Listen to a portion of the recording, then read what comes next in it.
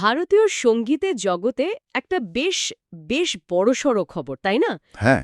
সত্যি বলতে খবরটা শুনে আমি বেশ অবাক হয়েছিলাম। হ্যাঁ, একদম। অরিজিৎ সিং, মানে যার গলা ছাড়া এখন বলিউড প্লেব্যাক ভাবাই যায় না, তিনি তিনি ফিল্মের জন্য গান গাওয়া বন্ধ করার সিদ্ধান্ত নিয়েছেন। আজ আমরা শুধু এই খবরটা নিয়েই কথা বলবো না, আমরা বরং বোঝার চেষ্টা করব কেন তিনি কেরিয়ারের একেবারে শীর্ষে থেকে এমন একটা পদক্ষেপ নিলেন, আর এর আসল প্রভাবটা ঠিক কী হতে পারে। ঠিক। আর শিরোনামে অনেকে অবসর শব্দটা ব্যবহার করলেও আসল ঘটনাটা কিন্তু তার চেয়ে অনেক গভীর। সেটাই। এটা আসলে কোনো অধ্যায়ের শেষ নয়, বরং একজন শিল্পীর সৃজনশীল স্বাধীনতার দিকে নতুন একটা যাত্রার শুরু বলা যেতে পারে। একদম। আমরা তো সবাই জানি তুমহি হো দিয়ে তার সেই অবিশ্বাস্য জার্নিটা শুরু হয়েছিল। হ্যাঁ, ২০১৩ সাল।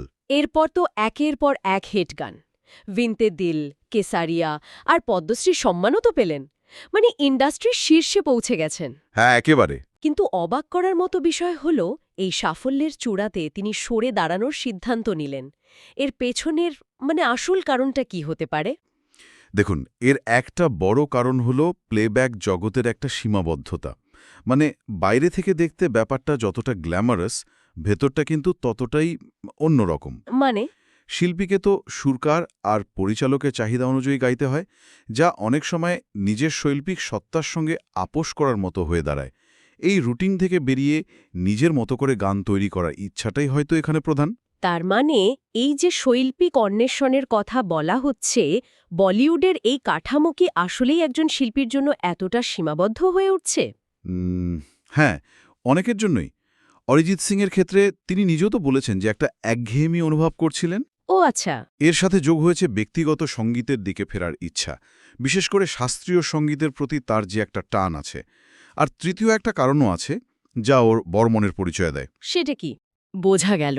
তাহলে এটা বেশ পরিষ্কার যে উনি সঙ্গীত জগৎ থেকে পুরোপুরি অবসর নিচ্ছেন না। না, না, একেবারেই না। শুধু প্লেব্যাকের ওই চেনা গণ্ডিটা ভাঙছেন।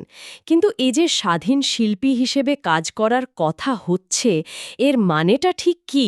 প্লেব্যাকের থেকে এটা কতটা আলাদা? এখানে একটা মস্ত বড় পার্থক্য আছে। আচ্ছা।